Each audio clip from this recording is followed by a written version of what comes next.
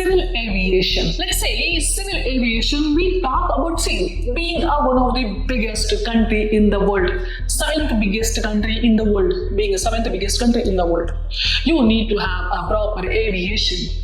And being one of the highest developed, one of the highest demographic country, highest populated country in the world, you need to have proper aviation. अब मान लो एक airport बना दो, एक airport में आपका जो रनवे होता है ना, बस रनवे, आपके जो एयरपोर्ट में कोई किसी भी नॉर्मल से एयरपोर्ट में आपका रनवे ही मिनिमम 3 किलोमीटर का होता है, मिनिमम आपका रनवे 3 किलोमीटर का होता है।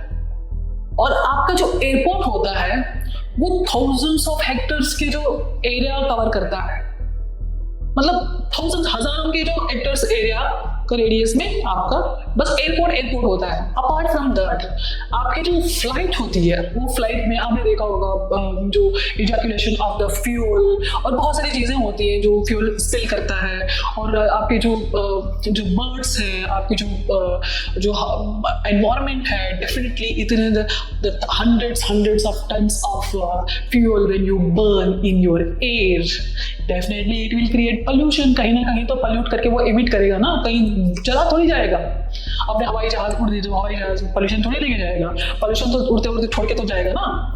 तो डेफिनेटली ये जो इतना सारा जो इतना लाइक 3-4 किलोमीटर आपने देखा होगा एयरपोर्ट का, बहुत बड़े बड़े मैदान होते हैं जो कि आपके कंक्रीट के बना दिए जाते हैं, बड़े प्लेन से बड़े बड़े मैदान जो हैं, जो कि आपने देखा होगा पंजाब हरियाणा के जैसे देखो इतना बड़ा जो खेत होता है, जो प्लेन होते हैं, और जो पानीपत है वहां पे आप जाके देखो बड़ा जो प्लेन होता है, और जो जितने सारे प्लेन जो खेत होते हैं वो एकदम गेहूं और जो धान के जो ग्रीन फील्ड से भरे होते हैं। तो अगर आप एक एविएशन इंफ्रास्ट्रक्चर बनाने के लिए you have to destroy your environment, you have to destroy your natural resource. when you are harming, when you are affecting your natural resource, when you are affecting your environment, definitely you have to think about the sustainability of your environment. Definitely you have to think about the infrastructure development, which is you have to convert it into the sustainable development.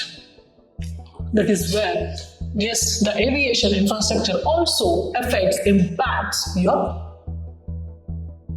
sustainability. And here when we talk about roads, आपने देखा होगा हर गांव के लिए एक रास्ते का होना बहुत ज्यादा जरूरी होता है। बगैर रास्ते के गांव और बगैर गांव के रास्ता मैच ही नहीं है ना। हर गांव के लिए एक रास्ता तो होता है। सबसे पहले तो गांव को एंटर करने का रास्ता होता है, और उस गांव से दूसरे गांव जाने का भी एक रास्ता होता है, तो बीच में गांव आता है। तो अगर आप इस तरह से देखोगे 100,000 lakhs of acres of land will be affected by the constructions of a road। एक बार ऐसा होता है, let's say, जैसे कि आपने सुना होगा कच्ची सड़क पक्की सड़क, और वैसे भी इंडिया के आधे से बहुत सारे गांव में अभी तक पक्की सड़क बनी नहीं है, जबकि प्रधानमंत्री सड़क योजना आई, बहुत सारे गांव में रोड बनाई गई, लेकिन आज भी ऐसे बहुत सारे गांव हैं जहां पे कच्ची सड़क पाई जाती है।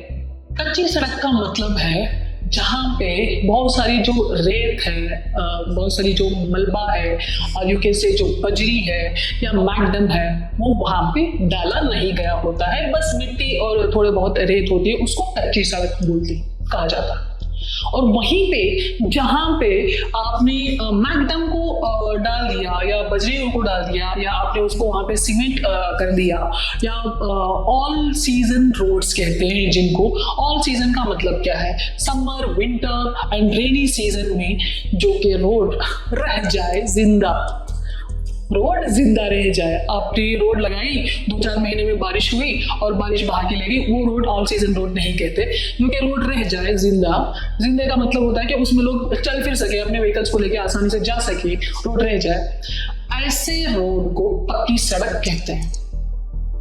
अब जैसे ही ये रोड बना दी जाती है with the help of macadam, which is one of the again petroleum product, definitely जब इस रोड पे, इस मैग्डम पे अब सनलाइट गिरती है समर के टाइम पे, ड्यूरिंग समर सीजन, तो वहाँ पे बहुत सारे जो केमिकल रिएक्शंस होते हैं, बहुत सारा एनवायरनमेंट इफेक्ट होता है, अगल बगल का जो एनवायरनमेंट होता है, yes definitely it affects, because ultimately this is a waste product of your petroleum, or you can say a crude oil, and this is one of the worst product which you are using in the form of macadam on your streets, on your roads, in the development of your infrastructure. Ultimately it is damaging your environment, which is not a sustainable development of your infrastructure.